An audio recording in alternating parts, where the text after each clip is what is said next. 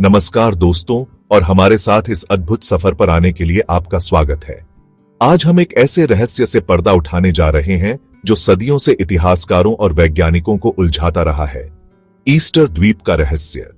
दक्षिण प्रशांत महासागर में स्थित यह छोटा सा द्वीप अपने विशाल मोई मूर्तियों के लिए जाना जाता है, लेकिन इन मूर्तियों के पीछे की कहानी क्या है? कौन थे ये लोग जिन्होंने इन्हें बनाया, और इन मूर्तियों का क्या उद्देश्य था? इस वीडियो में हम ईस्टर द्वीप के रहस्य को 10 अध्यायों में उजागर करेंगे। प्रत्येक अध्याय आपको इस असाधारण स्थान के करीब ले जाएगा। तो आइए शुरू करते हैं। ईस्टर द्वीप, जिसे रापा नुई भी कहते हैं, दक्षिण प्रशांत महासागर में स्थित है। यह चिली का एक अलग थलग क्षेत्र है।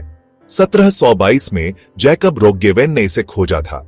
वह ईस्टर रविवार को यहां पहुंचे थे, इसलिए इसका नाम ईस्टर द्वीप पड़िएगा। यहां 3 विलुप्त ज्वालामुखी हैं। इनसे द्वीप का अनोखा आकार बना। जलवायु उपोष्ण कटिबंधीय है। यहां साल भर गर्मी और नमी रहती है। यह अपनी प्राकृतिक सुंदरता के लिए प्रसिद्ध है। हरे भरे मैदान, चट्टानें और नीला समुद्र। 1722 में डच ईस्ट इंडिया कंपनी के लिए काम करने वाले एडमिरल जैकब रोग्गेवेन एक अभियान पर निकले थे। उनका उद्देश्य था दक्षिण प्रशांत महासागर में एक रहस्यमय द्वीप टेरा ऑस्ट्रेलिस को खोजना। 5 अप्रैल 1722 को रविवार के दिन रोग्गेवेन और उनके दल ने क्षितिज पर एक छोटा सा द्वीप देखा। यह द्वीप था ईस्टर द्वीप। रोग्गेवेन और उनके दल द्वीप पर उतरे और स्थानीय लोगों से मिले। वे लोग लंबे, दुबले पतले और गोरे रंग के थे।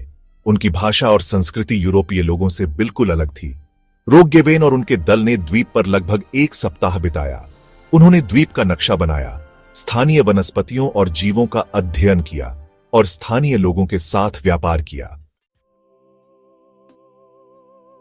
ईस्टर द्वीप का सबसे बड़ा रहस्य है यहां मौजूद विशाल मोई मूर्तियां। ये मूर्तियां ज्वालामुखी चट्टान से तराशी गई हैं और इनकी ऊंचाई 2 से 36 फीट तक होती है। इनका वजन 10 टन से लेकर 80 टन तक हो सकता है। माना जाता है कि इन मूर्तियों का निर्माण 10वीं और 16वीं शताब्दी के बीच किया गया था। इन्हें पूर्वजों की आत्माओं का प्रतिनिधित्व करने के लिए बनाया गया था। मोई मूर्तियों को द्वीप के चारों ओर प्लेटफार्मों पर खड़ा किया गया था। ये अहू अक्सर समुद्र के किनारे स्थित होते थे। चैप्टर 4।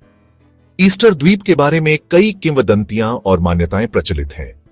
एक किंवदंती के अनुसार द्वीप पर पहले लोग राजा होतुमटुआ के नेतृत्व में आए थे। एक अन्य किंवदंती मोई मूर्तियों को जीवंत होने की कहानी बताती है। इन किंवदंतियों और मान्यताओं ने ईस्टर द्वीप को और भी रहस्यमय बना दिया है। चैप्टर 5। रापा नुई लोग ईस्टर द्वीप के मूल निवासी हैं। वे पोलिनेशिया से आए थे। वे कुशल नाविक और किसान थे। उन्होंने समृद्ध संस्कृति विकसित की। वे नक्काशी, टैटू और संगीत के शौकीन थे। 18वीं शताब्दी में यूरोपीय लोगों के आगमन के बाद रापा नुई संस्कृति का पतन हो गया। चैप्टर 6। ईस्टर द्वीप का इतिहास पर्यावरणीय गिरावट का एक दुखद उदाहरण है। माना जाता है कि रापा नुई लोगों ने द्वीप के संसाधनों का अत्यधिक दोहन किया, जिसके कारण जंगलों की कटाई हुई और मिट्टी का क्षरण हुआ। जंगलों के नष्ट होने से द्वीप की जलवायु बदल गई और वर्षा कम होने लगी। इससे फसलों को नुकसान हुआ और अकाल पड़े ढाने लगा। पर्यावरणीय गिरावट का रापा नुई समाज पर विनाशकारी प्रभाव पड़ा। अकाल और संसाधनों की कमी के कारण युद्ध और अशांति फैल गई। यह माना जाता है कि 18वीं शताब्दी तक रापा नुई आबादी अपने चरम से घटकर कुछ हजार रह गई थी। पिछली कुछ शताब्दियों में पुरातत्वविदों ने ईस्टर द्वीप पर कई खुदाई की है, जिससे रापा नुई संस्कृति और द्वीप के इतिहास के बारे में बहुमूल्य जानकारी मिली है। खुदाई से पता चला है कि रापा नुई लोग उन्नत कृषि तकनीकों का उपयोग करते थे। वे पत्थर की दीवारों का निर्माण करके अपने खेतों की रक्षा करते थे और पानी के संरक्षण के लिए जलाशयों का निर्माण करते थे। पुरातत्वविदों को रापा नुई घरों के अवशेष भी मिले हैं, जिन्हें हरे पाइनगा कहा जाता है। ये घर ज्वालामुखी चट्टानों से बने होते थे और इनकी छत घास से बनी होती थी। खुदाई से प्राप्त कलाकृतियां। जैसे कि पत्थर के औजार, मिट्टी के बर्तन और गहने रापा नुई संस्कृति की समृद्धि और जटिलता को दर्शाते हैं। आज ईस्टर द्वीप पर्यटकों के लिए एक लोकप्रिय गंतव्य है। लोग यहां मोई मूर्तियों को देखने, रापा नुई संस्कृति के बारे में जानने और द्वीप की प्राकृतिक सुंदरता का आनंद लेने आते हैं। द्वीप की आबादी लगभग 8,000 है, जिनमें से अधिकांश रापा नुई लोगों के वंशज हैं। पर्यटन द्वीप की अर्थव्यवस्था का एक महत्वपूर्ण स्रोत है। हालांकि पर्यटन के कारण द्वीप के पर्यावरण और संस्कृति पर भी दबाव बढ़ रहा है। द्वीप के अधिकारियों को पर्यटन के प्रबंधन और द्वीप की विरासत के संरक्षण के लिए चुनौतियों का सामना करना पड़ रहा है। ईस्टर द्वीप हमें याद दिलाता है कि हमें अपने पर्यावरण और अपनी सांस्कृतिक विरासत की रक्षा करनी चाहिए। ईस्टर द्वीप की अनूठी सांस्कृतिक और प्राकृतिक विरासत को संरक्षित करने के लिए कई प्रयास किए जा रहे हैं।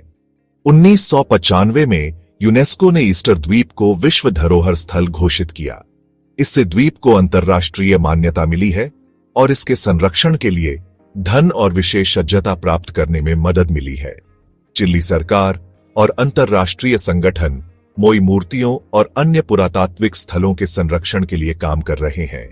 इन प्रयासों में मूर्तियों की सफाई, मरम्मत और उन्हें क्षरण से बचाना शामिल है। पर्यावरण संरक्षण के प्रयासों में वनीकरण कार्यक्रम, मिट्टी के कटाव को रोकने के उपाय और आक्रामक प्रजातियों को नियंत्रित करना शामिल है। ईस्टर द्वीप का रहस्य हमें मोहित करता रहता है। हालांकि हमने द्वीप और उसके इतिहास के बारे में बहुत कुछ जान लिया है, लेकिन अभी भी कई सवाल अनुत्तरित हैं।